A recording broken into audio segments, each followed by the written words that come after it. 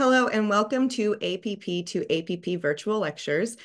We have two viewer audiences this evening, APP to APP and My Catholic Doctor. Thank you for being here. My name is Amanda Michaud. I'm a physician assistant practicing in clinical immunology as well as allergy in Jacksonville, Florida. And I'm excited to bring you this talk today about food allergy diagnosis and management. We're going to cover a lot of ground today. We're going to spend a lot of time dispelling some myths, how to properly diagnose allergy, how to come up with a food allergy action plan, and the new and emerging treatments we have available for food allergy. One of the first and most important things I would like to mention is that in the allergy practice, we spend more of our time undiagnosing food allergy than we do diagnosing food allergy. So if that just sets the tone for this whole conversation, I hope you guys stay tuned for it because you're going to learn a lot and really get kind of inside our heads and what we look for when we're diagnosing and managing these patients. So let's dive in. These are my disclosures. Nothing's really pertinent to our talk today. Our learning objectives very briefly are listed here. We're going to review the presentation, the natural course, and a little bit about epidemiology of food allergy. We're going to talk about the patients that should be evaluated for food allergy, how to select appropriate tests to diagnose food allergy. We're going to spend a lot on that, both the validated and unvalidated tests available for food allergy. We're going to talk about food allergy management plans and how to educate your patients on how to manage food allergic reactions. And we're also going to spend a little bit of time discussing emerging treatments for food allergy, including immunotherapy and other therapies, as well as a little tiny bit at the end about prevention and early introduction. So what is a food allergy? Food allergy is an adverse health effect arising from a specific immune response that occurs reproducibly upon exposure to a given food. That exposure is typically oral, with very few exceptions. We'll talk about that later. And reproducibility is key here. This is something that will occur every single time that food is ingested. It's a big myth that food allergy reactions get worse with each reaction, but rather the truth is that they can change time to time to time. In infants and toddlers, thankfully, we don't typically see severe reactions, but they're possible. But with every exposure, that reaction can change. So there'll be some type of reproducible, some type of clinical symptoms. These reactions can be both IgE-mediated, which we're going to spend the bulk of our talk on today, non-IgE-mediated, or a mixture of both that cause clinical symptoms. So these are the types of adverse food reactions. We're going to be focusing on the left here on immune-mediated reactions, focusing mainly on IgE-mediated food allergy. Non-IgE-mediated reactions are important, but really just beyond the scope of our talk today.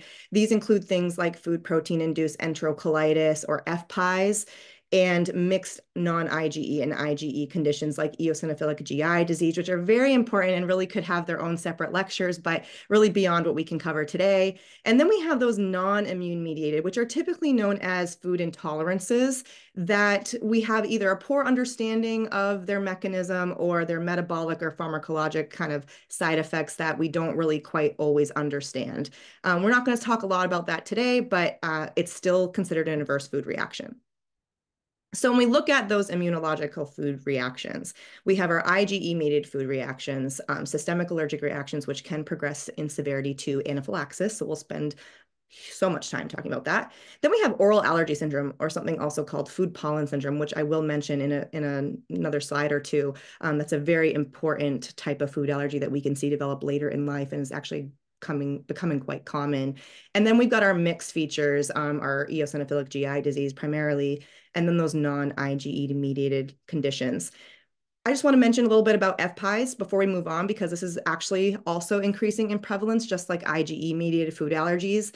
So FPIES, or food protein-induced enterocolitis syndrome, is a delayed, persistent, usually projectile, aggressive, violent vomiting that occurs usually several hours after ingestion, typically 2 to 4 hours after ingestion of a trigger food.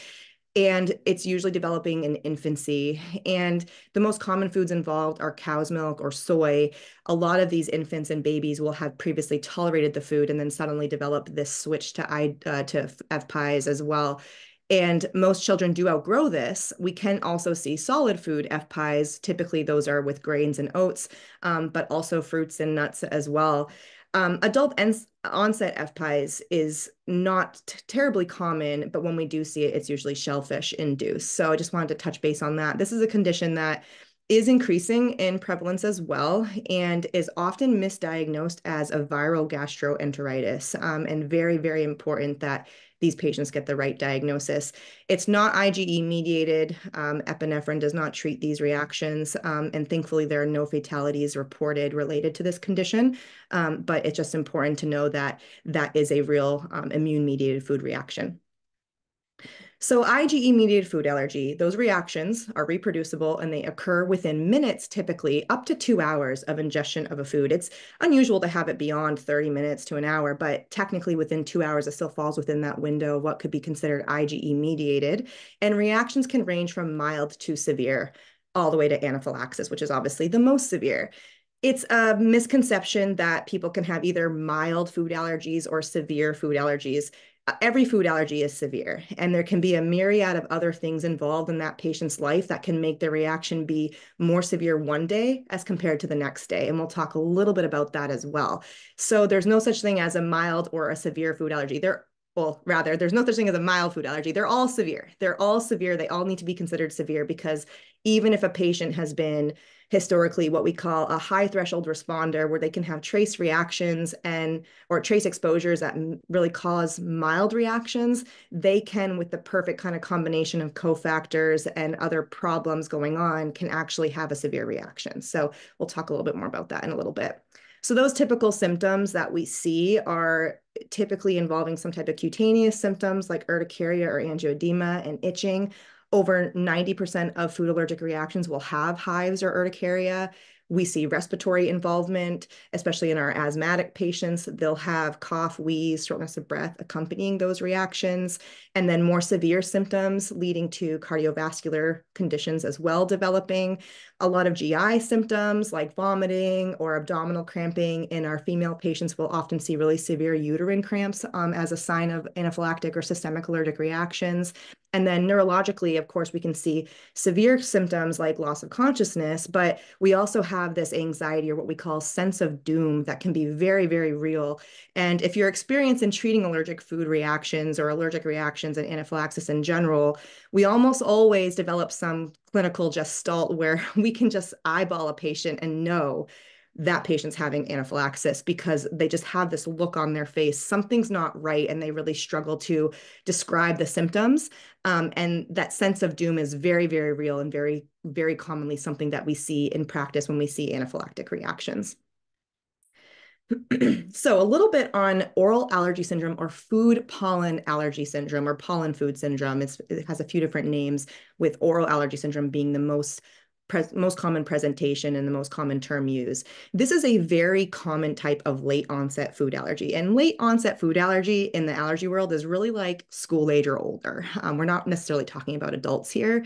This is actually a syndrome that develops due to cross-reactivity with a food and a corresponding pollen. So a lot of plant-based foods can actually share significant protein homology, where if you think of it as, this is how I describe it to patients, if you think of it as looking under a microscope at pollen and the food, they look so identical, so similar. It's like one of those spot the difference kind of games where there's 5 different differences you have to find between these 2 photos and they look almost identical. They're so identical that your immune system, who is primed to respond to an allergen, cannot tell the difference between them and reacts as if you're eating pollen. Literally, you put this in your mouth and you have some type of oral tingling, throat pruritus. Symptoms are typically mild and limited to the oral pharynx, but very rarely, about 2% of the time, we can see systemic reactions occur. Some patients will get rhinitis with this as well. Some patients get angioedema of the lips, but this is actually very, very common. There are a couple pollen families that are very closely related to this condition. Birch is one of them, and I listed the cross-reactive foods that are typically seen with birch. And as you can see, there's a lot there. On the next slide, we'll talk about some of the other common families. Typically, how we manage this is we recommend avoidance of the raw food. Most of the time, patients can tolerate the cooked or baked versions because that slightly changes the protein structure just enough that they don't have that recognition of their immune system thinking it's pollen. It looks a little bit different, and they can tell the difference. So most patients can tolerate cooked versions, not all. And so typically, we'll recommend avoiding the raw food. Many of our patients will still eat these foods, but this is a very common thing that we see. So on this next slide, these are some of the other families that we see related to this. Ragweed being quite common, causing issues with melons, banana, cucumber, orchard grass as well. Mugwort is another common one. We see this is a common weed in the United States. We see that patients can develop mugwort related issues with various spices. And as you can imagine, these things can be kind of hidden in food and not really be obvious that it's the culprit causing them their symptoms. But this is a very common condition where it kind of has its own name called mugwort celery spice syndrome. So this was something that was really important to me to point out, because as allergic diseases are on the rise, pollen seasons are getting longer and longer, especially in the northern latitudes of the United States. It's really important to know that, yes, this is a food allergy. It is a very real food allergy. And depending on the patient's symptoms, they may also be given a prescription for an EpiPen if they've had some more concerning reaction, especially involving the larynx. But this is something that we see often in the office. Testing doesn't always help us with this problem. So we don't always do any type of testing on this unless a patient has had a more concerning reaction or a history that suggests it might not be food pollen syndrome. So really important thing I wanted to touch on before we dive into the regular classic food allergy. Next, really briefly on food intolerance. This is a term that encompasses really all the non-immune type food reactions. Complaints can be really variable and can include fatigue, brain fog, a lot of times GI complaints. We're all very familiar with lactose intolerance and other kinds of conditions related to that. Symptoms can not always be reproducible. They can be inconsistent. We can have delayed symptoms, sometimes hours to days later.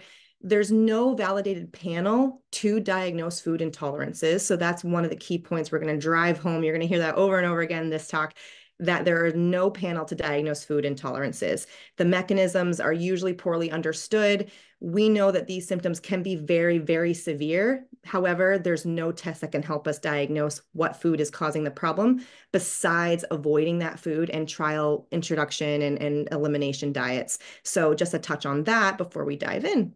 So now we're going to talk about the epidemiology of food allergy a little bit. So food allergies are thought to be developing due to the dual allergen exposure hypothesis. So this is the leading hypothesis of why food allergies develop. So it makes immunologic sense that food exposure through a non-atopic primed gut with oral exposure in typically an infant or a toddler, where we have immune regulatory cells that are primed for tolerance, that will actually lead to tolerance to the food versus cutaneous skin exposure through typically atopic dermatitis in infants and toddlers that is more primed towards a high, what we call Th2 inflammatory signal that's heavily related to development of allergy. So this picture kind of goes through that, and I'll walk you through that again because we just went through quite a bit there. So we have our typical little baby or toddler with severe atopic dermatitis or eczema. I'll use those words interchangeably. So they have eczema and they are exposed through the skin to food proteins that then drive that inflammatory response that we're seeing on the left and can actually create that food allergy. If they have had early introduction of that food and they've had enough oral exposure where that food is getting into their mouth and into their GI tract, that actually promotes tolerance. So there's a common misconception that food allergies cause eczema. And while they can be related, typically the theory is that eczema causes food allergy. Food allergy does not cause eczema, with very few exceptions to that. So this is really important to us when we're explaining to patients and parents and our colleagues about really how does this develop. So it makes sense that we have a little toddler, or let's say, a 6-month-old who has bad eczema, has never maybe introduced these foods and solids at all, has bad eczema, is referred to the allergy clinic because they had, egg for the first time and they had a pretty obvious IgE-mediated allergy. And the parents are concerned, they've never eaten this food. So I thought you had to be exposed to the food to develop an allergy. Well, guess what? This baby was exposed to the food. If the food was in the home, then that was found in detectable proteins throughout the home. And what are these babies doing? They're crawling around, they're playing on the floor.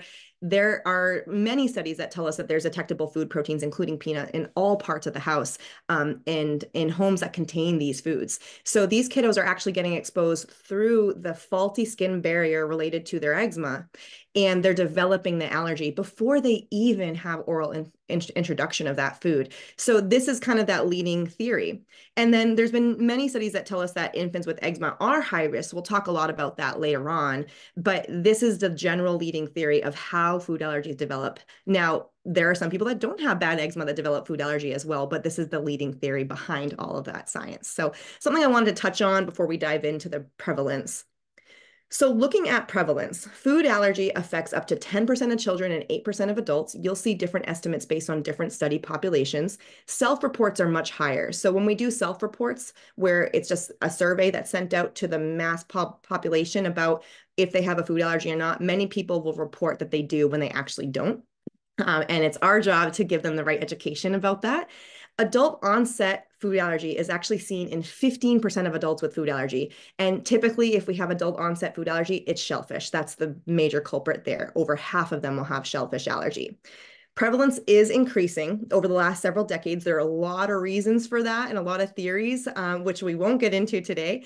But the prevalence and the patterns of the food allergies that we see differs quite a bit by geography, race, and ethnicity of the patient. We see different common food allergens in different parts of the world. For example, in the Middle East, where they have a lot of peanut-containing foods early in life, we do not actually see a lot of peanut allergy, but we may see more sesame allergy in places like the Middle East and Greece, for example. So that's just one of those things that we see dependent on cultural factors and geography. We know that food allergy is very likely under-recognized in racial and ethnic minorities, and that's really important for us to be aware of. And food allergy reactions are very common, with 42% of kids with food allergy having at least one lifetime ER visit related to a food reaction, and 19% of those having one within the last year. So this is a big burden for a lot of these families, not to mention the psychosocial impacts, but these reactions can be common. Looking at the prevalence of food allergy in US children, and I said, of course, those estimates will differ depending on the study, that these are the top 9 that we look at. Sesame was just added to the top 9 allergenic foods. And as you can see, this estimate from this study is about 8%, and with peanut being the highest, and going from peanut, tree nuts, milk, shellfish, egg, finfish, wheat, soy, and sesame. And these are the top 9 food allergens. It's technically possible to be allergic to any food protein, but these are the ones that we're always most suspicious of that will represent over 95% of all food allergic reactions. And within that, almost 40% of food allergic children will have multiple food allergies. So let's talk a little bit about the natural history of some of these food allergies. So milk and egg, we're typically diagnosing early in life, as well as peanut in that infant toddler age. With milk and egg, we see almost half of those get spontaneously resolved or outgrown over time, half of them by early school age, 5 or 6 years old. And many of these patients, no matter how allergic they are to scrambled egg or whole milk, let's say, a lot of them, 70 to 80%, can actually tolerate extensively heated or baked milk, like in a muffin, let's say, or baked egg in a muffin or a cake or cupcake. So we really try to figure out who we can introduce that to and get that in the diet as soon as we can, because that can be a huge game changer to families that are avoiding the whole form of the food, but knowing that they can eat the baked food. And there's actually some evidence that tells us that that could speed up the development of tolerance to the whole food allergy. Peanut and tree nut allergies, we tend to see less likely to be outgrown. Peanut about 20% of the time, tree nuts only about 10% of the time. Tree nut allergy can also be one of those that we'll see delayed, more like toddlerhood and early childhood. One of the reasons for that is that they may not have been introduced prior to that, unless a family has a strong dietary preference to have tree nuts involved in their diet. And then wheat, similar to the others listed above, we see a lot of resolution of this, 50% by age 7. We're going to dive into the clinical history and diagnosis and probably spend the bulk of our hour on this. So we have a lot to cover here. So the diagnosis of food allergy, the clinical history is the most important thing. This is the most important thing. And if this is the first thing I want to drive home, clinical history, most important thing. The key elements that we look at are the timing. Was this a food reaction that developed within minutes, within 10 minutes, within 30 minutes, within an hour, within 6 hours? Less likely to be IgE mediated. So the timing is super, super important. If that food was ingested before is also very important. The symptoms that occurred. So is that patient just getting a stomachache about 30 minutes after, or did that patient get a stomachache plus hives, plus lip swelling, plus difficulty breathing, plus the significant anxiety, plus an episode of vomiting? That's more consistent with IgE-mediated reactions. We want to know information about the quantity of the food because that can give us insight on how much can this patient consume. Now, typically, we're not just ad lib consuming these foods, even if they were able to tolerate a couple bites, but that's very important for kind of future care and guidance. And how was that food prepared? Was it raw? Was it baked? What else was kind of gone into that preparation? We want to know if it's reproducible. So did that food cause a reaction multiple times? And sometimes families won't try it again, of course, if there was a concerning reaction. But if there is a story of, well, we tried that food, this happened, they got hives and lip swelling, we tried it again, a month later, same thing happened, that really seals the deal that this is very likely an IgE-mediated food allergy. We also want to know about the treatment and the resolution of symptoms, how long it took to go away. It's really unusual that food allergic reactions last for several hours or several days. Most of them, even without treatment, will go away on their own. But we want to know what treatment was given. Was epinephrine given? And if it was, we would expect that those symptoms resolve pretty quickly. So that's really important to know as well. And then we also need to know about the presence of various cofactors. So cofactors are those things that I mentioned earlier that if they're present around a reaction, that they can actually make reactions worse. So these are things like exercise, alcohol ingestion, certain medications, actually common medicines like NSAIDs can actually increase mast cell degranulation and make our patients more susceptible to react at lower doses or have a more intense allergic reaction. Those are just some of them. There's other things like uncontrolled asthma that would put patients at increased risk, but those are some big ones that we'll see kind of surrounding allergic reactions. There are actually some conditions that patients will only react if those things are present. So really important to get that history. And this is a point we're going to drive home a million times, but testing serves to confirm a suspected allergy based on history. So we're going to talk about this a lot, but if a patient comes into your office and they suspect they have a food allergy, or a parent is in your office and they suspect their child had a food allergic reaction, if they have a laundry list of what the foods could be, it's very unlikely to be a food allergy. And I would go so far to say is the longer the list is, the less likely it is to be a food allergy because it is very obvious. You shouldn't have to think about it. It is a very obvious reaction. It's not just vague symptoms like a stomachache. These are families and patients that are experiencing these awful IgE-mediated events it's very obvious what food it was. And if it's not, we can narrow it down usually to one or two. These babies and toddlers are not eating a huge wide variety of their diet typically, but we know based on the top foods what's more likely. But if that list is very long and we hear the phrase, I don't know what it is, it's very unlikely to be food allergy. So that should be your first red flag that you should be getting that long, detailed clinical history to really figure out, is this patient kind of aligning with what we typically would expect with food allergy? So begins with the history. Again, symptoms within minutes to 2 hours of ingesting a food, reproducible. We already saw this chart. Symptoms typically include urticaria, some type of angioedema. We'll see hives or urticaria in over 95% of reactions, plus all these other symptoms that we mentioned. Another graphic that I used for a publication I was involved in a couple years ago, I created this and I just really like how it illustrates kind of everything that we see with the patient and what body parts are affected. That sense of doom is listed next to CNS, altered mental status. In infants and toddlers, we'll sometimes see when we're doing food challenges in the office that their demeanor changes. Now, sometimes that's just toddlerhood and them being sick of being in a doctor's office for a couple of hours. But if that was a child that was playing happily and then all of a sudden is super irritable, especially if they're inconsolable, that could be a sign that they're actually having a reaction. So we'll watch them pretty closely. Another thing I want to point out that was not listed on a previous slide was the ocular symptoms listed here. So ocular symptoms, when they're present following a food allergic reaction or exposure, they almost always correlate with a more severe reaction. So I am typically primed and seeing that, and it's in the literature, but seeing that in the office, if I have a kiddo with ocular symptoms. We're not just talking angioedema of the eyelids. We're talking actual conjunctival injection and itching and redness and watering. That's almost always a sign that there's a more serious reaction going on. And I'll typically go straight to epinephrine. I don't even need to know what else is going on with that patient. They get epi because we've seen that too much correlate with a more severe reaction. Most of those patients end up needing epinephrine. So what are some things that are unlikely to be food allergy? So atopic dermatitis or eczema, there's an asterisk next to that because it's correlated with food allergy, but food allergies don't really cause it. It's associated with food allergic conditions. And as we know from the dual allergen exposure hypothesis, patients with AD or eczema are more likely to get food allergies. They're more high risk. So I have an asterisk next to that one because I don't like to speak in absolutes about AD never being related. It's less likely to be caused by a food. Contact urticaria, I also have a star next to this as well, because we can see contact urticaria be related to an IgE-mediated food allergy, but most often how this shows up, and we probably have all heard this story, a little kid, a toddler, typically a baby, was given, mashed up berries or something, and they eat like this, the hands are all over their face and it gets all over their mouth, right? They're not the neatest eaters. We know that. So what can happen is they have a pretty gnarly breakout on their face, and it can look really bad. So that parent gets super freaked out and says, holy cow, no way, they're allergic to this food. Well, we know that berries are unlikely to be in the top producing allergens, right?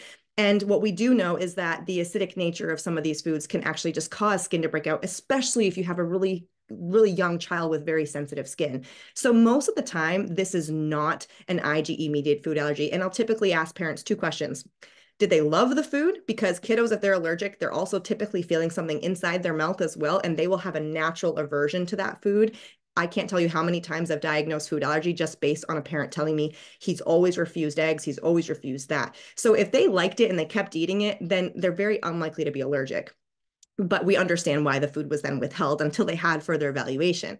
The other thing is that one of the ways that we'll approach this is we'll talk to parents about offering some type of barrier cream where we'll usually use something like Vaseline or Aquaphor, like a thick emollient that they put on the cheeks and the face of the baby before they eat the food, because that acts as a barrier. So their skin is not likely to break out. And if they're not going to break out, then we know it's just contact urticaria, which, like I said, can look really extreme, but it doesn't necessarily correlate that anything internally is going bad. Another thing I want to point out is that another misconception, we're going to do a lot of myth busting and talking about that today. Putting a food on the skin does not diagnose food allergies. So we still hear this a lot, despite lots of education, that that's not how we diagnose food allergy. But we have a lot of parents that are told, well, our primary care doctor, pediatrician said, go ahead and rub it on the skin before giving it to them and see if they break out. So yes, we can see contact reactions with some exposure on the skin. That does not correlate with systemic reactions. We just learned that. But also, if we don't see a skin reaction, that doesn't mean that they're not going to react when they ingest. So it's completely useless and pointless to do that. So don't do that and stop recommending that to your patients. So another thing I wanted to point out there, when hives last more than a few hours, especially if it's over a day or if they come back multiple days in a row, that's not a food allergy. Reactions that occur only sporadically when the food is ingested, typically not a food allergy as well. Headaches, hyperactivity, mood changes. There's just not a lot of evidence that this is this type of food allergy. Now, it's beyond the scope of my practice to say if there is any other mechanism involved with foods causing some other conditions, neurological conditions, let's say. But from a traditional IgE-mediated standpoint, no, this is not a thing that we see. And then chronic nasal congestion or rhinorrhea, not associated with IgE-mediated food allergy, with the exception of right after that food is ingested, of course. There is another condition that we'll treat a lot called gustatory rhinitis, where people will actually get quite a bit of rhinorrhea after they eat. That's not actually a food allergy. It's a different type of mechanism, really involving the tissues and neural processes in the nose and the nasal cavity, and very treatable. So everyone's probably experienced a little bit of that, where when we eat spicy foods, our nose run. That's actually a version of gustatory rhinitis, or vasomotor or non-allergic rhinitis, but not IgE-mediated food allergy. So I always include this poster in every food allergy talk that I do because this is probably the poster, forget asthma inhalers, forget food allergy action plans or anaphylaxis charts. This is probably the poster that I would need to refer to the most in my clinic. And it's a joke, of course, but we have a lot of consults saying, I want food allergy testing for my eczema, which you'll learn that's not appropriate. But what we want to say, and we are very empathetic and very educational when we talk to our patients, but what we want to say is it's not a food allergy, it's a barrier dysfunction. We control the skin, your eczema will go away. It's not a food causing this. So I just wanted to include this as a little joke.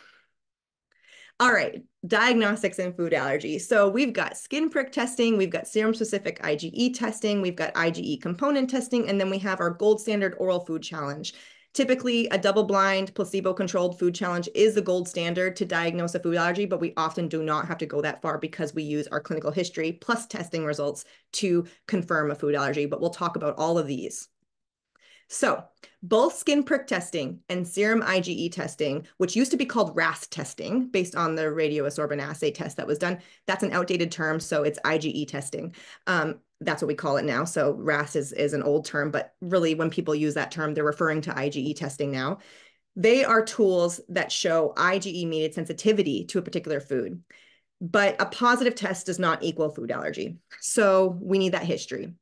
The testing number on the IgE test, how high that number is, or the size of the wheel does not predict severity of the food reaction, or it does not predict the dose that would cause a reaction. There's no way for us to test to that. There are tests called epitope testing and basophil activation tests that can give us a little bit more insight there, but they're not widely available. There's one available for peanut, but it costs over $1,000 for parents to do, and it's not really something that we typically are discussing with our patients. So in general, there's no way to predict the severity of food reactions. I so wish I could provide that information to families, but instead we just educate about other things. But that's a challenge that and a hurdle that we have in food allergy. There's no way to predict the severity. The severity is really just based on previous reactions, honestly.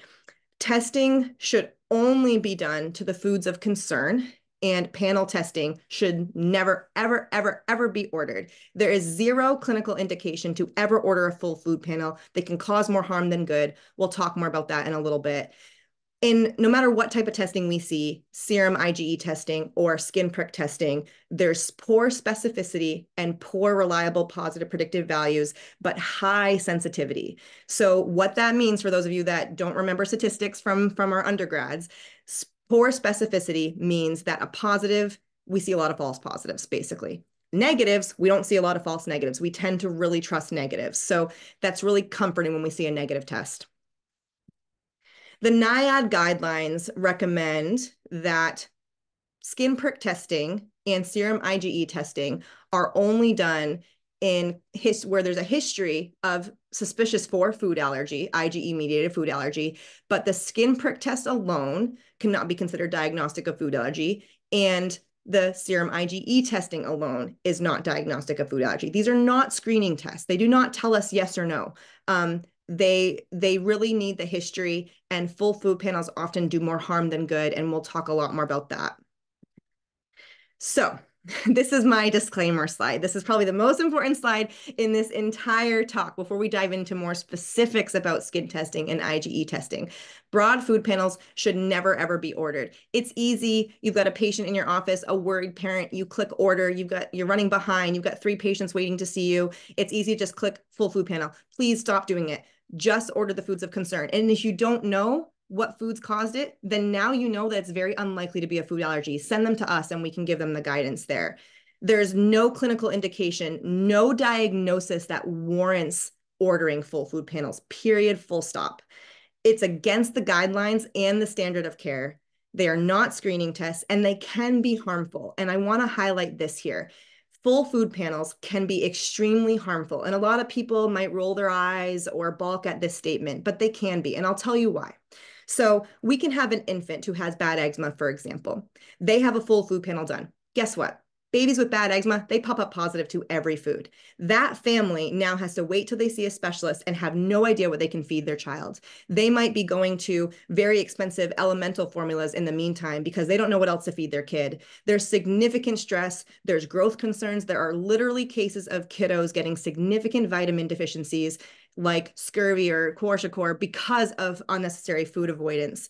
And it can be harmful in the sense not only for the nutritional growth of the child and the psychosocial impact, but also food allergy related diets are very expensive. So we see the economic and financial impact towards the family members. Typically, it affects the whole family because if one child is going on this diet, just for safety reasons, the whole family might follow this diet, but they can actually be harmful in the sense that you can actually impact the development of food allergy in these patients. So I'll explain what I mean by that. So we know the dual allergen exposure hypothesis. We just talked about that, where if an infant has too much cutaneous exposure that primes for allergy before they have too much oral exposure that primes for tolerance, we can actually tip the scales one way or the other. And in this case, if a food is eliminated from the diet, they are no longer getting that oral exposure that promotes tolerance. So that tips the scales that now they're only getting cutaneous exposure. And literally in just those 2 months, 1 month that they waited to get into the allergy office,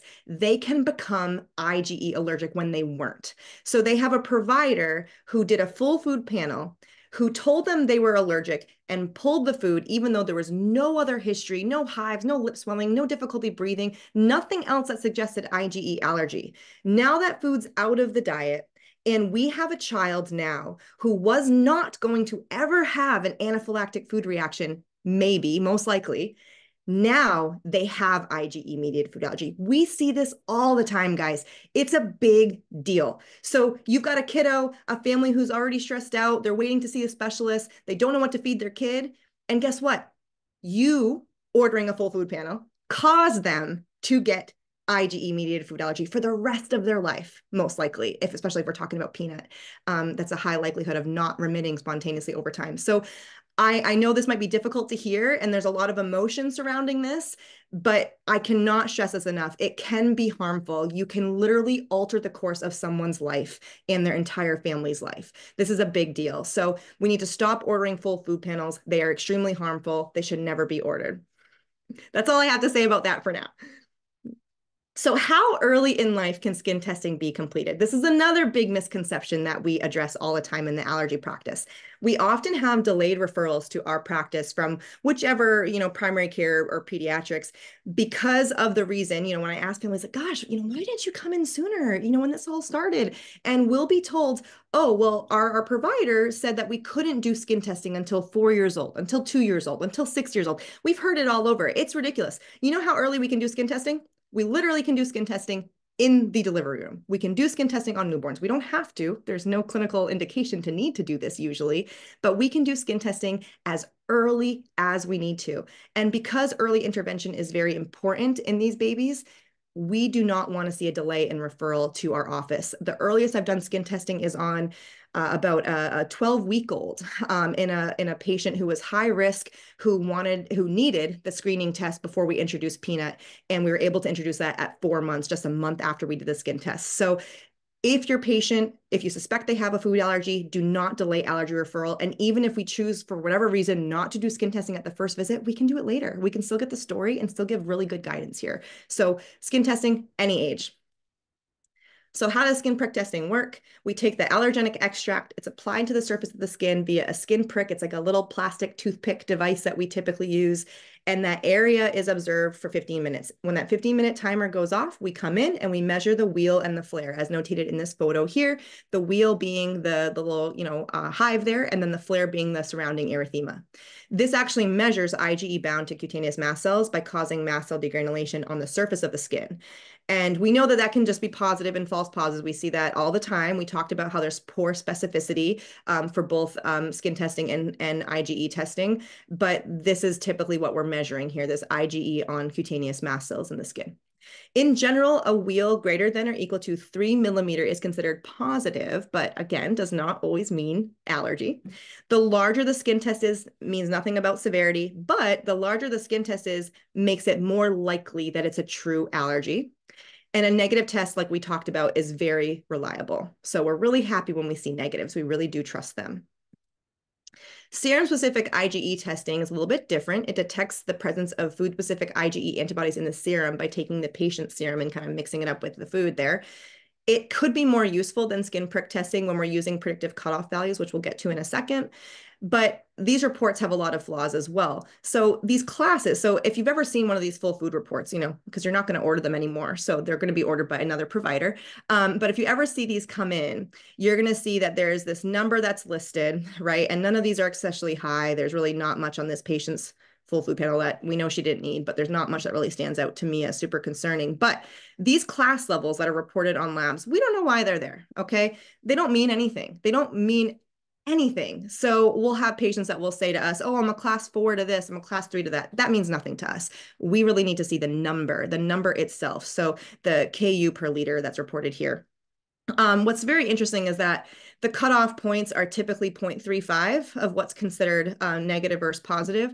But recently we've had increased kind of diagnostic accuracy with some foods like peanut, where this actually can be a lower cut point to 0.10. So the labs decided to change that to every food has now a cut point of 0.10 when we know that doesn't really clinically correlate with allergies. So what happens, a family gets this panel, right? And there could be any foods listed here. This is like a weird fruit panel, but most of the time it's a panel that has all the common foods on there plus some.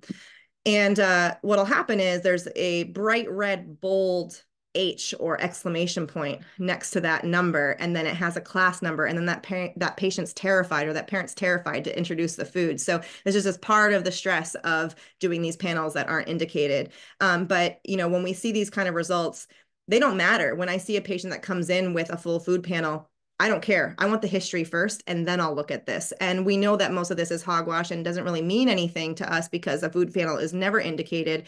But then after getting the history, I can go back to the lab test. And I do like to phrase it in this way to patients. If you didn't have the testing done, because the testing can influence our belief systems, right? And patients have very strong belief systems about what's causing their symptoms, but it's our jobs to educate them properly, but in a very empathetic way. And there can be a lot of emotion tied into this. So I like to tell patients and parents, ignore the test. Pretend, it's hard to do this, but pretend you've never had the test done.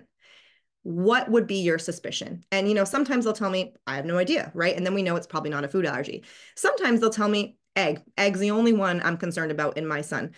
Okay, then we focus on that and we talk more about that, and kind of our discussion expands beyond that. So just something I wanted to point out with the lab tests and how the test report alone can induce significant anxiety. All right, let's talk about predictive values. So predictive values are helpful values that have been, throughout research studies, shown to be more likely to correlate with clinical allergy. And there are definitely outliers to this, but we use a lot of clinical values like this when we're trying to figure out if a patient may have outgrown their allergy, they have a suspicious history, but we're not quite sure because there were other things involved, or if they had a full food panel, of course, and we're trying to clean up the mess from that full food panel. So we use a lot of, for specific IgE testing, we use the 95% positive predictive value. So for all these foods, we have a value that we know in most studies has been shown to correlate, where 95% of those patients with that level or higher will truly have clinical allergy. But there are always outliers. So I'm going to point out a few to you here. So cow's milk, that cut point is typically 15, but some studies have also pointed 32. In infants, it's lower. Same thing with egg, 7, and then infants, it's lower. Peanut, it's quite a broad range, but in general, we kind of follow the 15 KU per liter cut point. What's interesting about this is that through research studies with OIT, when they've actually given patients the food and measured what dose they reacted to before doing oral immunotherapy to measure how effective it is at improving or lessening someone's clinical reactivity, they would challenge all of these kids where they would, regardless of their test result, they had to prove that that patient was allergic to prove, of course, that the therapy was effective. So there are numerous reports of kiddos testing above 100. The highest the tests go at the typical commercial lab is 100 or higher. Kids will have 99s, 50s, 100 or greater, and still be able to eat the food. So this just illustrates how we can't rely on testing alone. For fish and tree nuts, it's about 20-ish, and sesame, less reliable cut point at only about 86% positive predictive value. The 50% negative predictive values are sometimes helpful if we're considering an oral challenge. We'll start to consider an oral challenge when we think somebody's approaching that 50-50 mark, where we know they're clinically allergic based on their history and their previous testing results, but we think there could be a chance that they're outgrowing it. And then skip prick testing, we use different cut points for that, and it kind of varies based on the food. It can be a little all over the map with the tree nuts, whereas walnut is 8, 12 for cashew. We're typically using 7 or 8 clinically for most of the tree nuts. But just wanted to include this slide to point out that we do have some help with kind of predictive values there, but the predictive values are only as good as the population studied. So if we have predictive values from Asia, let's say, there's a lot of food allergy research out of Japan. If we have a predictive value in that patient population, primarily Asian or Japanese descent, we're going to see very likely a different predictive value in United States with, hopefully a mix of different minorities, but most research studies are predominantly Caucasian Americans of Western European descent. So the numbers are going to be different. So it's important to take all of these with a grain of salt, but know that clinical history still remains paramount and most important. Component testing is another thing that we typically will use in the allergy clinic to help enhance our diagnostic accuracy. These are more specific proteins found within the food protein itself that have been shown to correlate with clinical reactivity. So some of them are what we call seed storage proteins. Some of them are profiolins. Some of these foods will have significant airborne allergen kind of homologous protein share, like we talked about with oral allergy syndrome. So some of these studies can actually help us figure out, is this patient just testing positive because the food shares similar protein structure with a pollen that they're allergic to, or are they testing positive because all the tree nuts share a little bit of cross-reactivity, and are they clinically allergic? So it can be really helpful.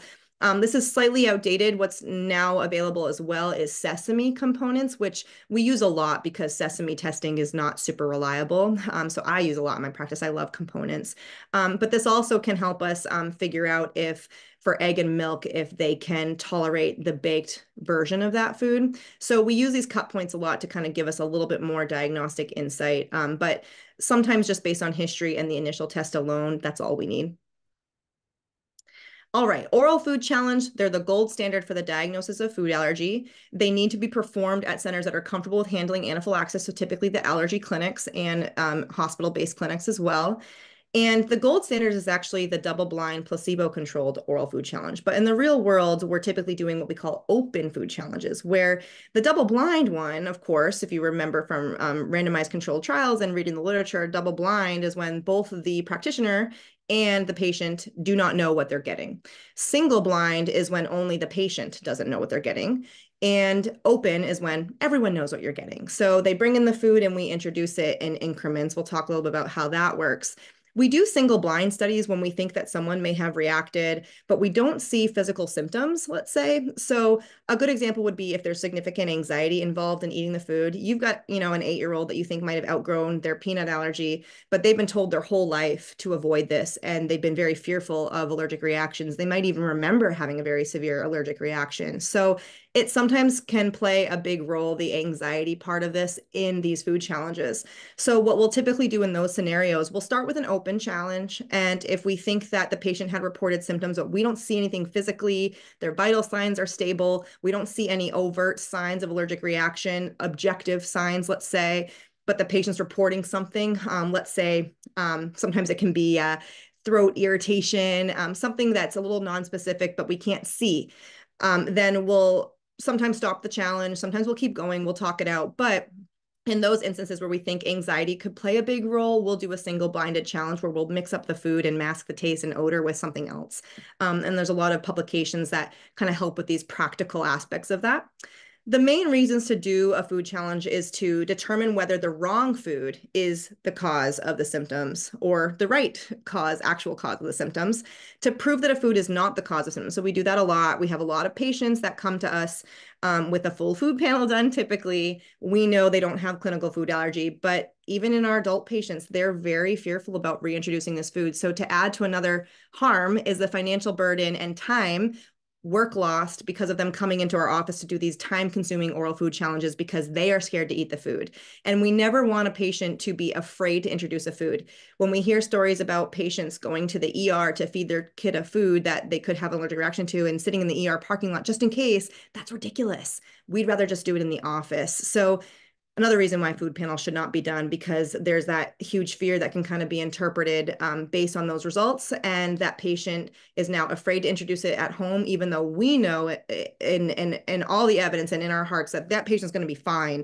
But we do it in the office all the time to prove that they're not allergic. We can also do food challenges. Primarily, this is when we'll do them to verify whether a patient has outgrown their food allergy and is now tolerant to that food. And then also to discover the degree of sensitivity, which we don't really do in practice, but that's more in the research setting before they do food allergy related studies.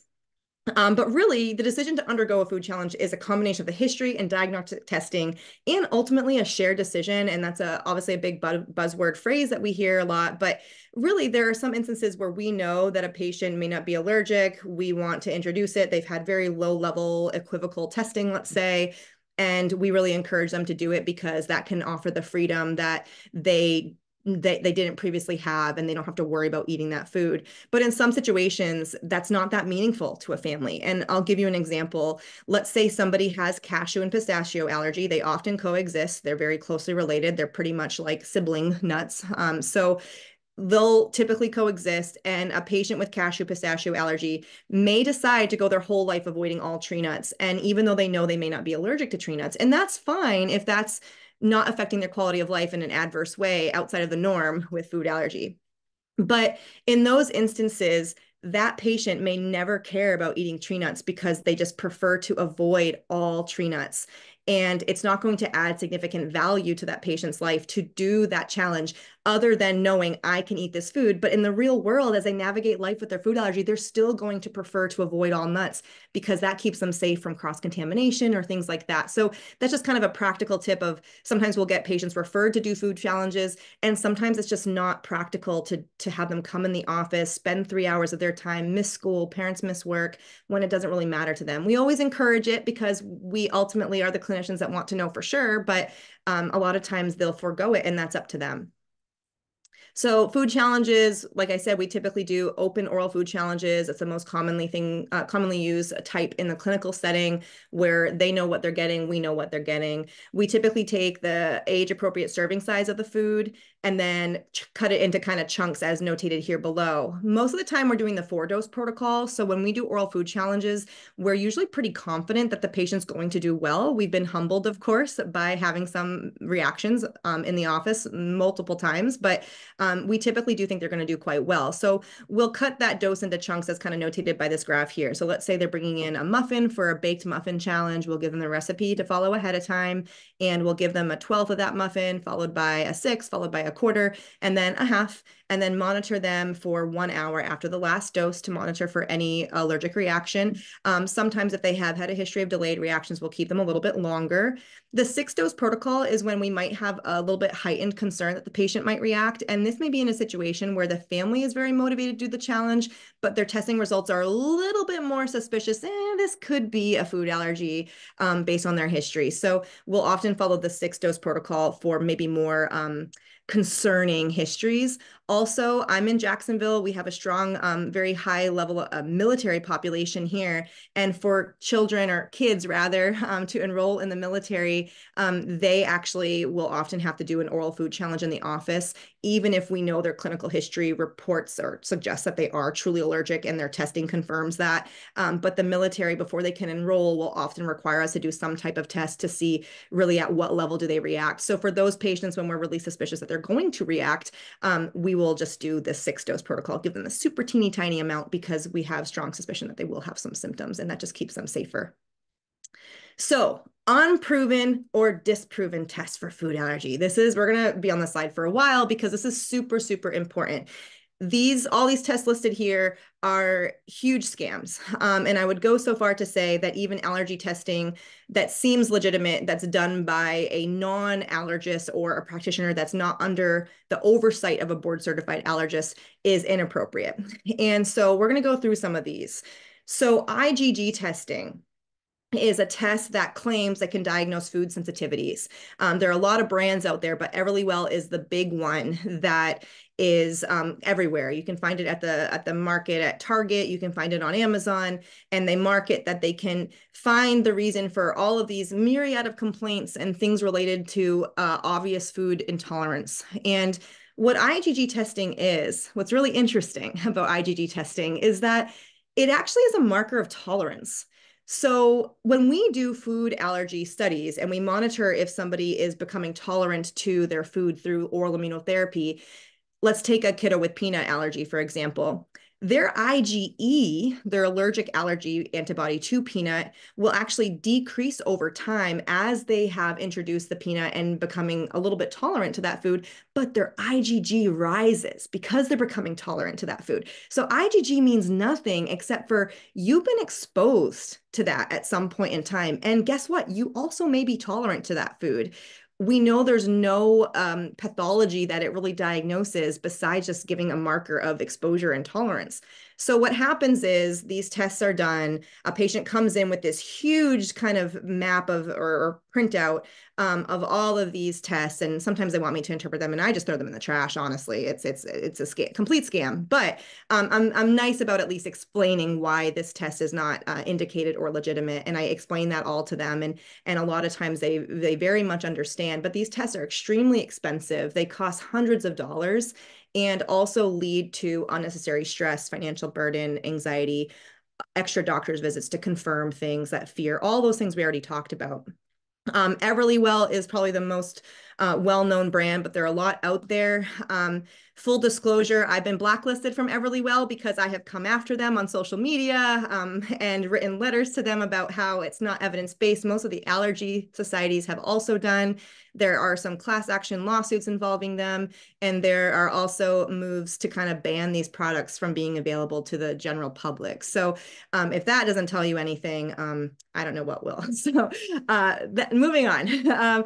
Provocation neutralization testing. This is something that, I don't quite understand, but it's typically done by alternative medicine practitioners. A lot of chiropractors do this who have no education to properly diagnose food allergies, and they're practicing way out of their scope of practice. And what this is the theory that you can give a small amount of the antigen or allergen and then a little bit more doses over time to cause some tolerance, but they do this in a different way that's not really scientifically based. I don't know much about that method. I don't spend a lot of my time learning these different methods because most of them are scammy, but I do have a lot of familiarity with the ones that are commonly done.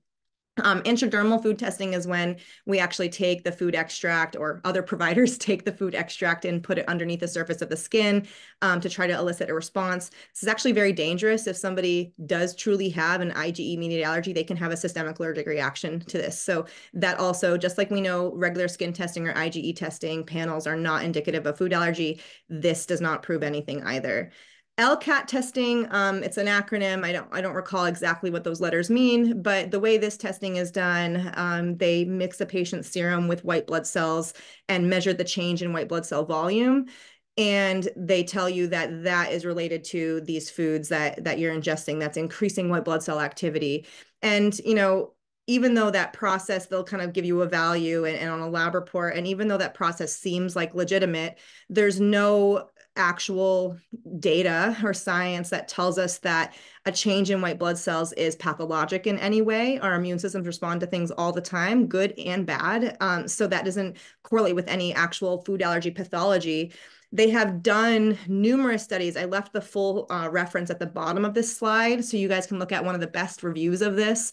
But they've done numerous studies on LCAT testing where they've actually sent different results, same results from the same people to these labs, where they've done the test and everything, and they actually got completely different results. They also did tests where they gave patients a diet that was actually recommended by the LCAT testing companies, and a placebo diet made up results. And the patients in the placebo group did better. So we know that this is not legitimate for numerous reasons. The LCAT website makes a lot of claims, and a lot of the studies that they say support their evidence are very faulty. The methods are extremely, suspicious, and just not how a scientific method is intended to be done. Electrodermal testing is one of the more ridiculous ones. This is where someone holds a food and they get like a shock put through their body, and it just sounds ridiculous, right? And however, I guess that impedance is measured, and however the timing is on that indicates allergy. It just sounds like bogus, right? This is something that's done by alternative medicine practitioners. And again, it's usually naturopaths, chiropractors. And I will say, sometimes some of these tests are ordered by well-meaning providers just not understanding it. And that's why sharing this lecture is going to be super important. But this is something that's really only done in those kinds of settings. It's just absolutely ridiculous. There's no correlation of electrical impulses playing any role in this.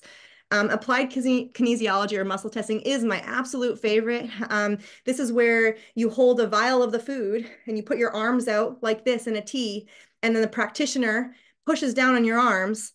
And if you're weaker on one side that's holding the food than the sample placebo vial, then that means you have a food allergy. Super sketchy, right, guys? This is just like completely pseudoscience. So not a thing. Hair analysis is another thing that's been tested and proven to be not reliable, where you send in samples of your hair to a lab and they tell you what you're allergic to.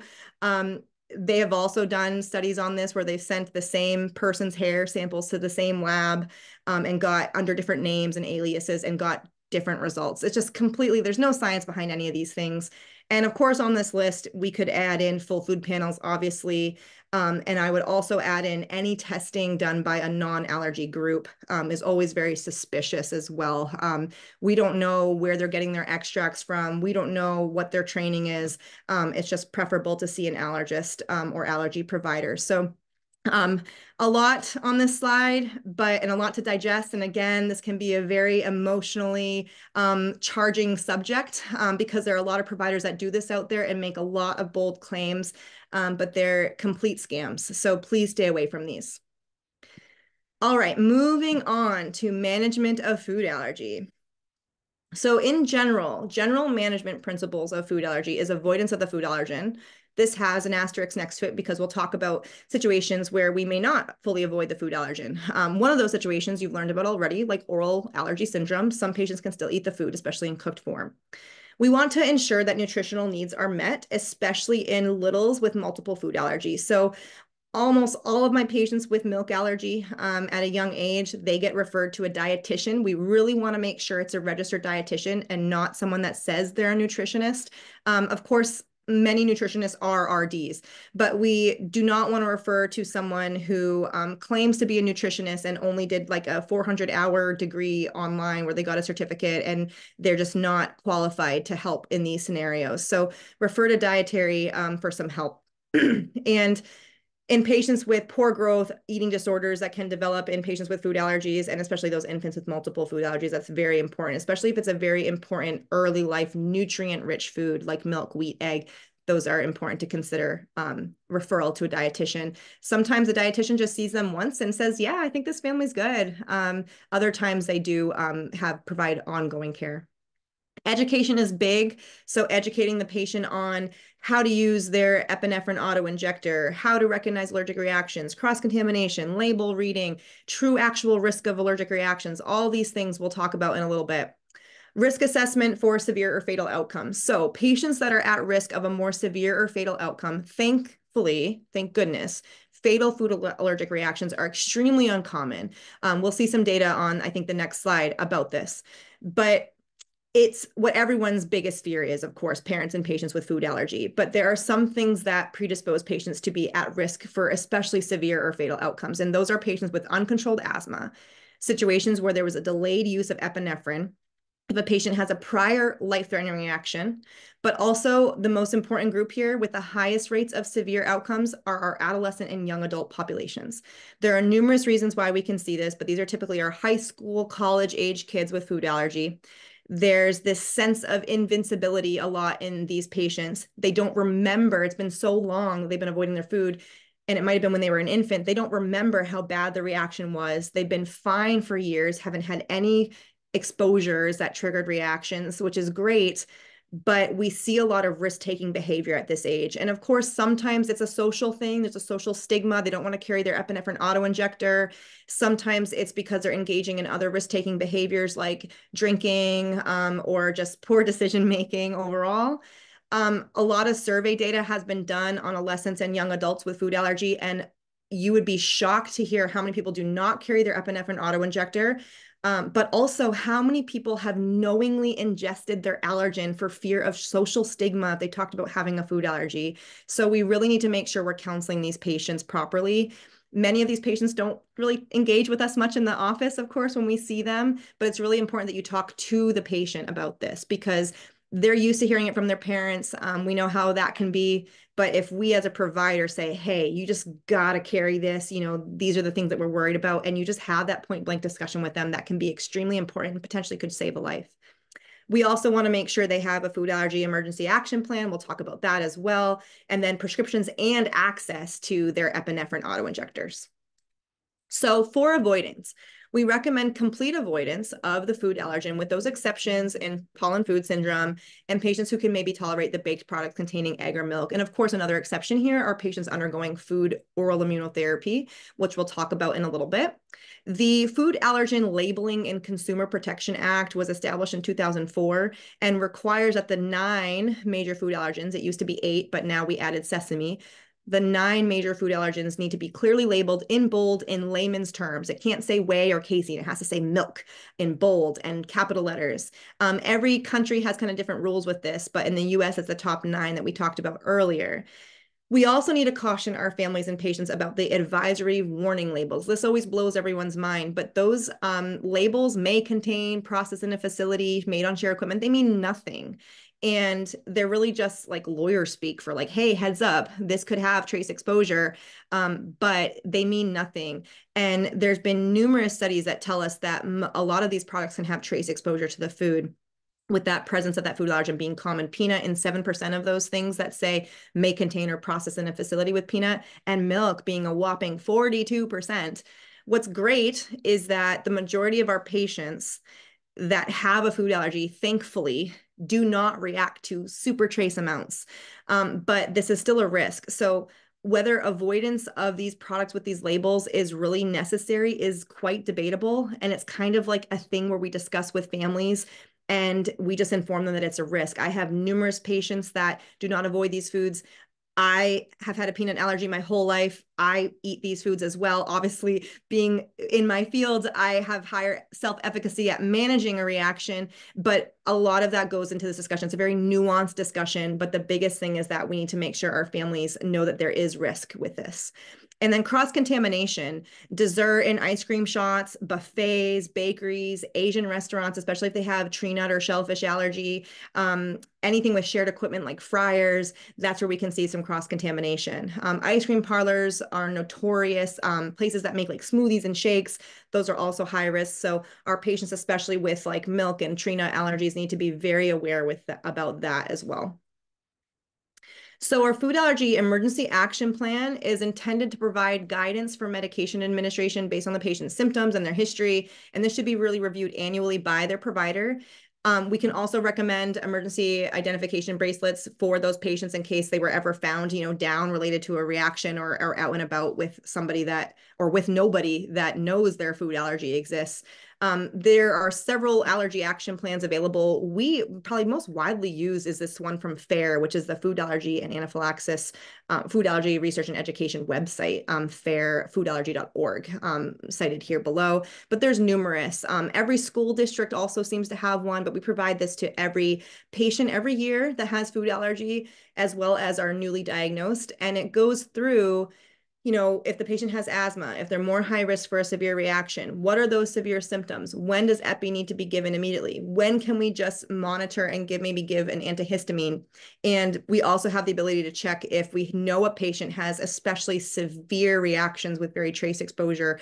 We also can check off if we want them to have epi no matter what, because there are some cases like that as well. So this is something that we do for every patient, and you can find a lot of different versions of this. These are our currently available epinephrine auto-injectors that are on the market. And of course, I included all the different brands here just to be fair and balanced. Probably most widely used are the Auvi-Q, the EpiPen, and the generic EpiPens.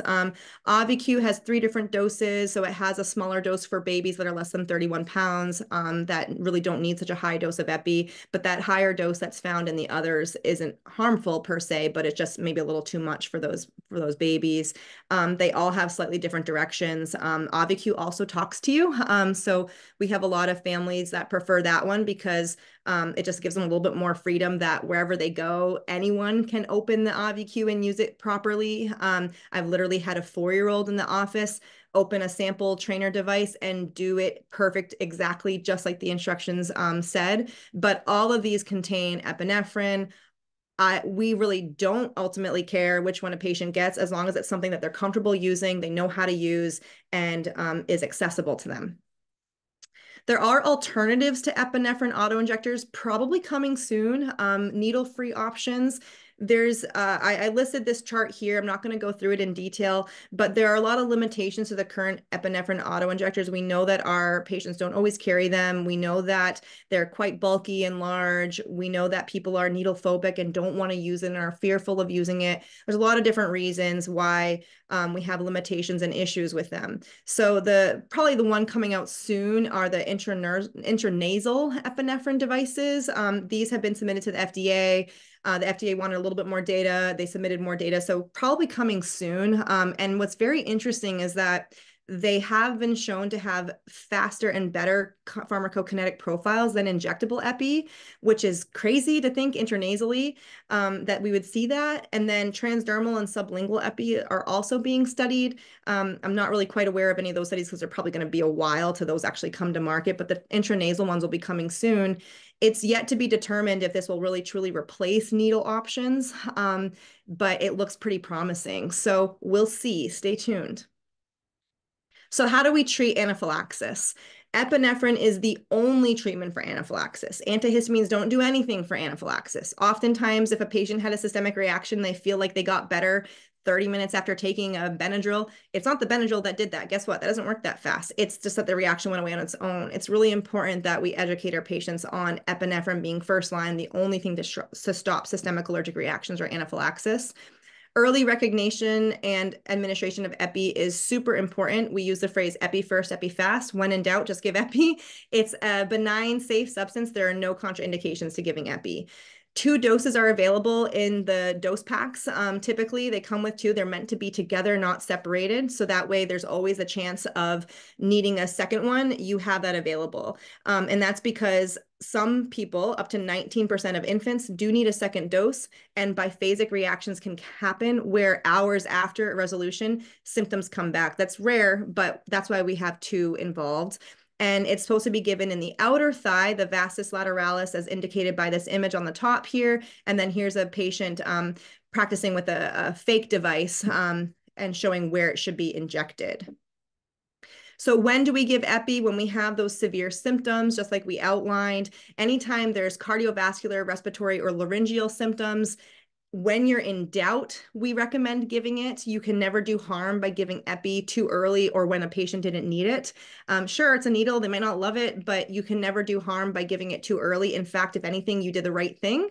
I tell a lot of my patients and families, if you ever just have that gut instinct, even if the symptoms don't seem as bad as the ones that are listed on this list or the food allergy plan, if you just ever have that parental or caregiver instinct, my child does not look right, or I just don't feel right, use it.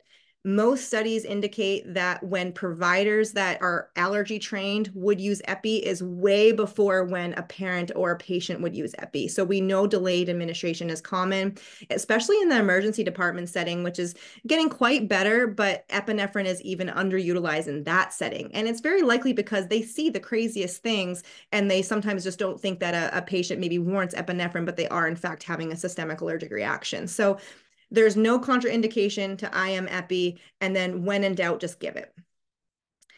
For mild reactions, we can look for and just monitor the patient, but these symptoms are typically just a little bit of hives, itching. If a patient has a few hives, but then that spreads more diffusely, that's when we can give epi. Some people will, some people won't. But for those milder symptoms, they can be monitored. You can give an antihistamine, but remember, if that progresses, the antihistamine is going to do nothing. So give epi. And then we prefer cetirizine or Zyrtec. Allergy providers, by the way, we hate diphenhydramine, we hate Benadryl. It's not great. Zyrtec or cetirizine works faster, works better, works longer, and doesn't have the side effect profile related to Benadryl. So it's crazy that so many people reach for this. There's a lot of great articles on this recently that you can find on the web, but everyone reaches for Benadryl first, but we hate it. We never use it. So Zyrtec is the one, but whenever this is happening, just give one of them. It doesn't really matter. But typically when we're providing that education, we'll talk to a family about how Zyrtec or cetirizine is preferred. Now, when the pandemic came about, we learned something new, and I wanted to include this because this can be really important when we're educating patients on allergic reactions. But when the pandemic happened, we discovered that patients were withholding epi for very obvious systemic allergic reactions because they were afraid that they had to go to the ER for monitoring. And it's really interesting because we found out that a lot of patients thought that epi was inherently dangerous, and that's why they needed to go to the ER. When we realized it was a educational point that we were missing with them, where we were not properly educating families that it's not the epi that is unsafe that makes you need to go to the ER. It's the fact that you just had a bad reaction. So this led to this whole discussion on, wow, how do we get our patients to use epi and understand this? And even if they feel like they can stay home, they can still manage allergic reactions while protecting them from being exposed to COVID or whatnot that nobody wanted to get, of course. So there were new guidelines that were released for at-home monitoring for anaphylactic, whoops, let me go back, sorry about that, for anaphylactic allergic reactions, where if the epinephrine was given, all these kind of protocols you could do at home to manage things. So if you're by yourself, lay down near the door, make sure somebody knows, unlock the door. You can still take an antihistamine after you used epi if you feel like you need it, but then monitor symptoms. And if you don't get better, then use that second one if you need to, or call for help. But if symptoms do improve, then you can just continue to monitor at home for 4 to 6 hours and monitor for recurrent symptoms and be ready to go if you need to, but then notify your provider on a non-urgent basis and get your medications refilled. So it was really a way that we could alter our education that was lacking in this department with patients, but also provide them a way to manage their allergic reactions at home and keep them out of the ER. And this is something some of us do today for the right patients. We talk about this quite a bit. Now, what's really important is talking about the risks and route of exposures and what can actually trigger allergic reactions. So this is another trigger warning subject. A lot of people are very passionate about it because there's a lot of social emotional anxiety related to food allergies, understandably. So let's talk a little bit about this. So reactions will occur typically from oral exposure and oral exposure only. So when you hear a story of somebody saying they can't even, quote, be in the same room as Peanut, that's usually not true. And that's a patient that has a higher level of significant food allergy related anxiety, and they should see us for right education. But we also have an awesome network of food allergy related mental health clinicians that will help along this process to help them realize that they're not truly at risk in those scenarios. And there's a lot of things that we can do to help them too. So ingestion is what will trigger a reaction for the vast majority of patients. And this has been well studied. That airborne exposure is not really a thing, with the exception of a few allergens when they are being cooked or fried or baked, especially fish and shellfish. We know that those can get airborne. Not everybody will react to airborne fish and shellfish proteins, but we know those can get airborne. So you can imagine how this is a very sensitive subject. And I have been in numerous conversations outside of the medical setting about this, and I just find that it's a very difficult thing to communicate because typically when there has been a reaction that people have witnessed, there's significant PTSD, medical related PTSD related to that. And we totally understand where people are coming from. But ultimately, it's our job to educate and help improve the quality of life of our patients. So we'll talk about a few of these studies. We know that even the most severely allergic patients, specifically peanut, they've studied this a lot. They challenged kiddos that were the most sensitive kiddos where they literally will react to a quarter of a peanut or less. So a trace exposure, the most sensitive people, which is not super common. It's only, we're talking like 1% of the most sensitive peanut allergic patients. They challenged them, they triggered a reaction after oral ingestion, but then they put them near peanut butter and wiped it on the skin. And there were no concerning reactions. They've even gone so far to do studies where they put these allergic patients in this kind of phone booth kind of thing and blow peanut powder all over them. And the worst symptoms that we would see would be a little bit of cough, because of course they're inhaling these substances, eye irritation, and some skin irritation. There were no anaphylactic reactions related to that study. We also know that peanut allergen can actually only be detected in the air. Now, it can be detected on the ground in a lot of different places, but in the air when it's actively being shelled. And it's only about, I think it's about 8 inches over the active shelling. And then immediately when the shelling is stopped, those all go to the ground. We don't see airborne peanut protein. And like I talked about, that one exception. So you can imagine how there's a lot of headlines about this. There's a lot of fear mongering here. Even well-meaning food allergy kind of educational companies will talk about this. And it's a topic that's not often brought up because we know it can be very triggering. But ultimately, we have to follow the science and we have to follow the data. So this is my food allergy anaphylactic statistics I referred to earlier. I did move it way back here. So what I intend to show with this is that the risk of fatal food anaphylaxis, and this also includes venom anaphylaxis, if you look at this chart, you have more, almost the higher, let's see, a higher chance of being murdered or dying in a fire than you do of dying due to a fatal food allergy reaction. So I tell parents this all the time, hey, the true risk is actually very low. Thank goodness. Now, it's awful and terrible and tragic when we hear about food allergy fatal reactions. They are so terrible and sad and awful for those families. And the worst part is they're often preventable. But the statistics tell us that those are the outliers. Thank goodness that most patients will never have a fatal food allergy reaction in their life. And if you look at this, like we alluded to earlier, adolescents and young adults are at the greatest risk. Look at these peaks between age 10 all the way to kind of age 20, 29, really, if we follow the highest kind of blocks here. So a big deal here to drive home to patients and parents and to educate them on the low risk of food allergic reactions. And by the way, the orange dots on this graph indicate fatality. So we see a lot of admissions when they're younger, but those fatality rates, thank goodness, are so low, but higher fatality rates in that age group, but still extremely rare. So I always like to talk about this as well when I'm giving a lot of food allergy education. Now, this extends to other practical kind of situations, traveling, school, things like that. We still obviously recommend for all these situations, epi needs to be available. They should always be carried, it should always be on the patient. But a large proportion of reactions occur outside the home, in like restaurants or school, for example, daycares, but there's no evidence that there's increased risk on airplanes. And no evidence that less reactions are actually seen in nut-free settings, which is crazy that we have these rules and policies in place in school districts. And a lot of allergists have talked to different school districts about this, that there's actually no evidence that there are less reactions because, one, there are other allergens. There are still kids that are allergic to egg and milk, and we're not telling people not to bring egg and milk into their schools or at this table. So those are a lot of reasons why. But also because this can also create this kind of false sense of security that, oh, we're at a nut-free school, so no one's bringing nut, when they really could be. So that's a big deal. There's actually less, there's no evidence that less reactions occur in nut-free settings.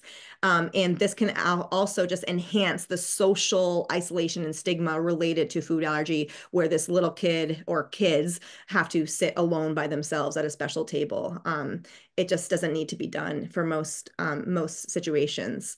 We also take into consideration all the social and emotional considerations, like we referred to. If we feel that a family has excessive food allergy related quality of life issues or anxiety, now keeping in mind that some healthy level of anxiety is important in food allergy to keep you and your family members safe if they have food allergy. However, when it significantly decreases quality of life, when a patient doesn't travel, doesn't go to summer camp, doesn't go to sleepovers, birthday parties, doesn't travel anywhere by plane, and it impacts their life in so many different ways, that's when we should really intervene, provide education, and refer to mental health clinicians who are trained in this field. There are a huge food allergy counselor network that we can tap into to provide some assistance here. And important to point out, 25% of patients will experience food allergy bullying sometime in their life. And many headlines promote fear. So when we see these awful headlines, and the one that comes to mind, I have an airplane on this slide, is, when Southwest stops serving peanuts on their airplanes. And a lot of these studies that kind of come out, or I'm sorry, reports and journal, rather newspaper articles or online articles about food allergic reactions occurring in the air. Most of the time when we read it from our lens as allergy providers, there's just something very suspicious or sketchy about that, where we know that either the food was never ingested and this actually wasn't a food allergic reaction, or it actually was ingested. Let's say a toddler picks up a peanut from the ground. So we really need that oral ingestion, but we don't see increased levels of peanut protein or reactions that we know of on airplanes. One story that really comes to mind is a story of a plane, a mom being upset about an airline not accommodating her son's nut allergy and still considering to serve peanuts on the plane. So when they announced overhead that they were serving peanuts, what's interesting about this article is that it did say how the teenage son was just sitting there calmly listening with his headphones on, listening to music, pretty much dozing off. But when they started serving peanuts, this is a teenager who's not picking stuff up off the floor, we assume, right? When they started serving peanuts several rows ahead, the mom got increasingly agitated and concerned that her son was going to have a fatal allergic reaction just because they were serving peanuts. And then her anxiety amped up the son's anxiety, who then anxiety can kind of show up and sort of mimic anaphylaxis without objective signs, potentially. Then he was given his EpiPen. Then they had to make an emergency detour and landing. And it was this whole thing. When I'm reading this article, I'm just like, God, this kid was just sitting there not doing anything. And clearly this was not a peanut allergic reaction, but it makes the news and it causes a lot of fear mongering.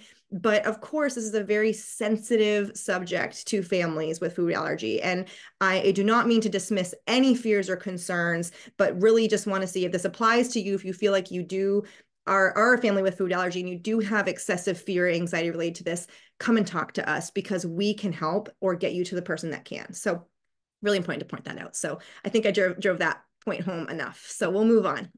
So our last section here is a little bit about treatment, and then we're going to talk about a little bit about early introduction, and then we'll wrap up. So there are numerous food immunotherapy or treatment options available now, and many in late phase studies that will probably come to market soon. The ones we're going to talk about are primarily the ones that are more widely done and FDA approved. Oral immunotherapy, which is FDA approved for peanut allergy in ages 4 to 17 years of age, but also off-label use is done in numerous allergy practices for other foods or multiple foods. Then we have EPIT, or epicutaneous immunotherapy, which is the most common research done on the peanut patch, where this patch is worn on the skin for a period of time to desensitize patients to the food allergens. Sublingual immunotherapy, where it's applied under the tongue in drop form and promotes tolerance that way through the GI tract, like we learned about with the dual allergen exposure hypothesis, helping to promote tolerance. None of these therapies are curative. They just help to protect from adverse reactions related to accidental exposures. Omalizumab is FDA-approved medication we'll talk a little bit about that's been available for patients for a long time, since 2003, for other conditions, but was just FDA-approved for food allergy literally a few weeks ago. So we'll talk a little bit about that. And then some other things they're looking at: immunotherapy plus some type of treatment option, DNA vaccines, and then even fecal transplantations, which we're not going to really get into. We're just going to talk about the ones that are really here now that we're using.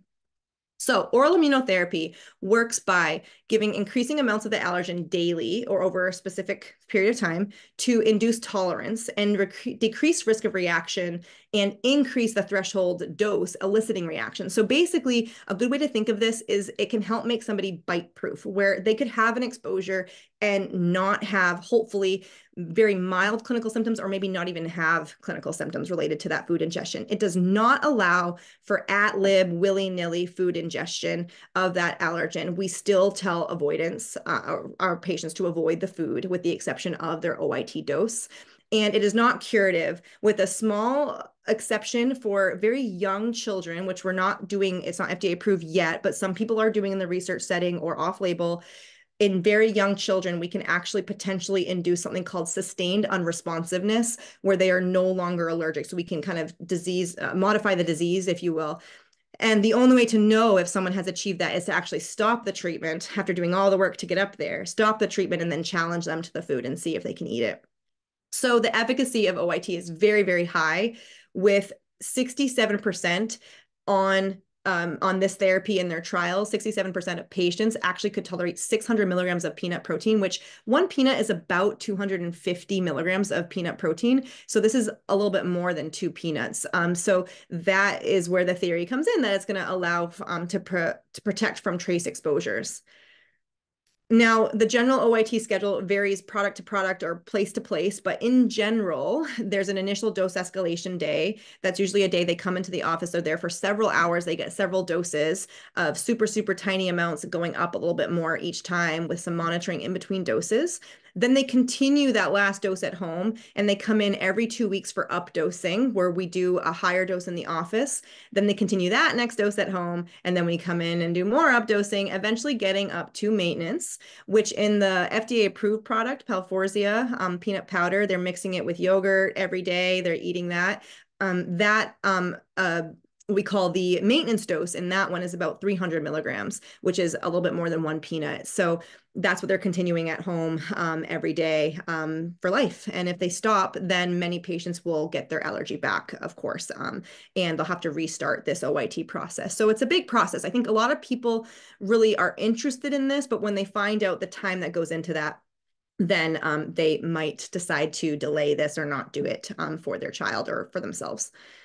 Now, omalizumab, which has been around since 2003, it was first FDA approved for severe allergic asthma, and then for chronic urticaria or chronic hives, and then nasal polyposis. Now it's available for food allergy. Really, this came about because there was a huge unmet need for strategies that can address multiple food allergies outside of OIT while reducing reactions and improving overall quality of life. The pros with omalizumab is that it's not food specific, and it's typically intermittent dosing every 2 or 4 weeks, depending on the patient. We know it's very safe. It's approved down to age 1, but we've been using it for over 20 years for patients with allergic asthma, and we have a lot of safety data behind it. It can also help control comorbidities, especially allergic asthma, which we now know is a risk factor for potentially more severe reactions. And of course, there's disadvantages like cost and long-term use and dosing restrictions. We can't really go above their recommended doses to treat this, even if we feel like a patient could do a little bit better on a higher dose. So that's a challenge there. Now, really how it works is that it binds to the free IgE, decreasing the cell-bound IgE, decreasing the expression of these cells and mediator release from allergic cells like mast cells, and then thereby decreasing the allergic inflammation when that allergen is ingested by the patient. So it really blunts that response without suppressing the rest of the immune system. So looking at this study, this outmatch study, very briefly, I don't want to dive in too far here. They looked at patients that could ingest a single dose of 600 milligrams of peanut protein, but also looked at safety, of course. And then could they also ingest other foods like that they were allergic to, like cashew, milk, or egg?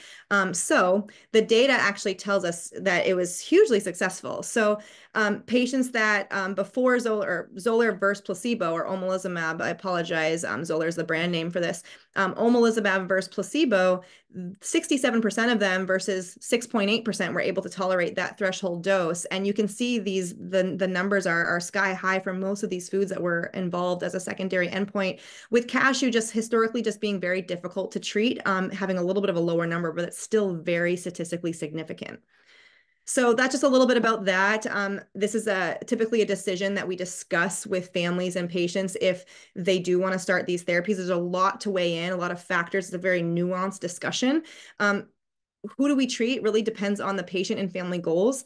I did my doctorate, my doctoral dissertation on quality of life before and after peanut oral immunotherapy. So I'm really, really interested in, who makes a good candidate. And most of the studies, not just my thesis, but many other studies that have been published, actually tell us that the food allergy related quality of life is the biggest predictor at successful OIT. So both on physical symptoms and I guess compliance with maintenance treatment, as well as mental factors. So what we mean by that is if we have someone who's done very well most of their life and a family who doesn't have a lot of food allergy related anxiety besides the typical stuff, and their quality of life is, yes, impacted by the food allergy, but they're able to function and live and thrive without significant related anxiety to that food allergy, that they do great with that, with or without OIT. They don't need OIT to help enhance their life in any way. And a lot of those patients pre and post OIT won't have any improved parameters. And sometimes their quality of life even worsens with OIT in the studies because they went from just avoiding this food and doing great to having to take something every day.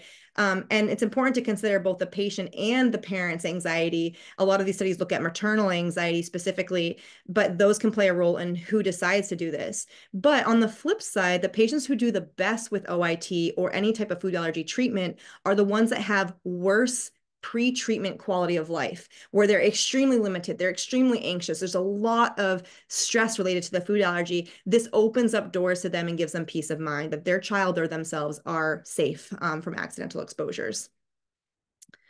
All right, a little bit about prevention of food allergy to wrap up. So the new NIH guidelines were developed in 2007, they were based on the first randomized controlled study of early introduction to prevent food allergies. So how the study came to be, George Dutoit, who did this study in the UK, he was very aware that children in Israel actually had extremely low rates of peanut allergy compared to the UK. And after discovering what he thought was because they actually ingest a snack that many of us know now called bombas. They're like little peanut puffs.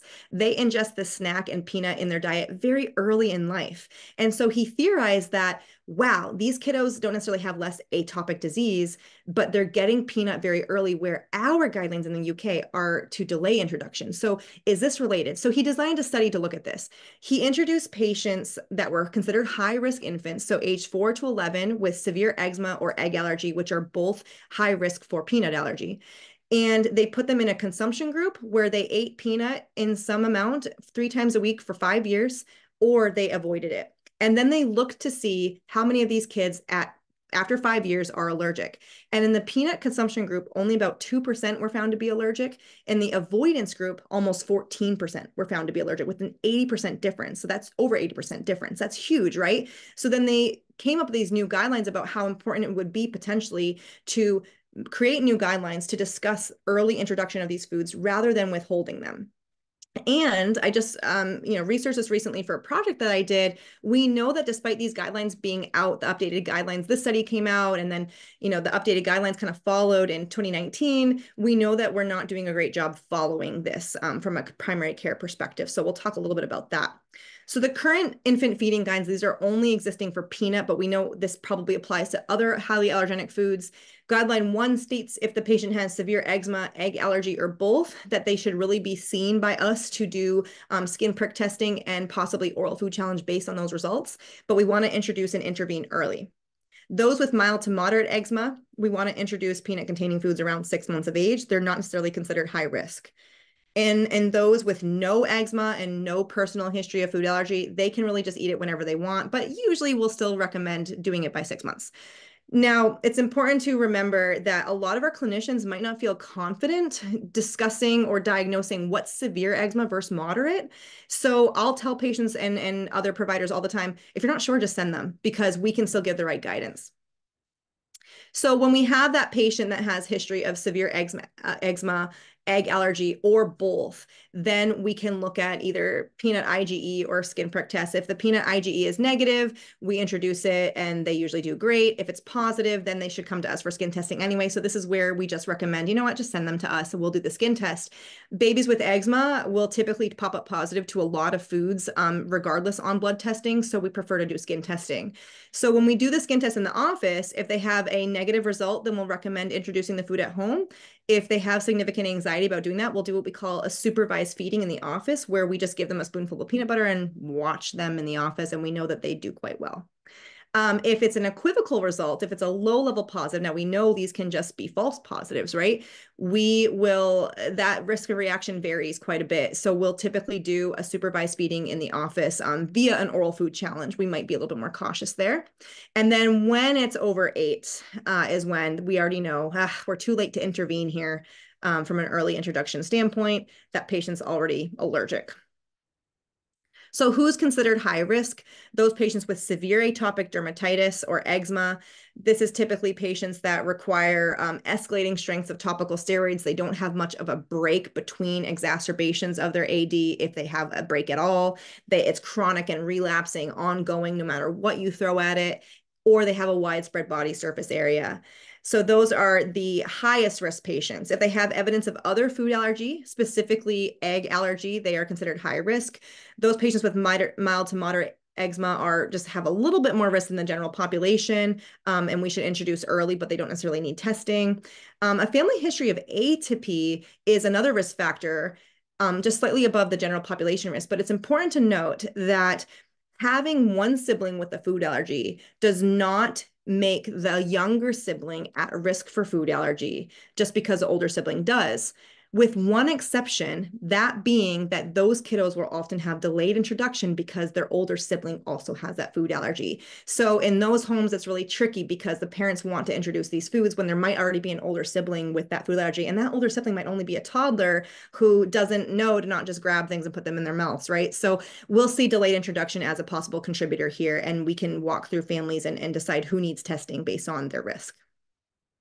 The dietary guidelines recommend, of course, we know exclusive breastfeeding for 6 months of life through at least the first year of life, and introduce nutrient-dense foods starting around 6 months, and including those potentially allergenic foods.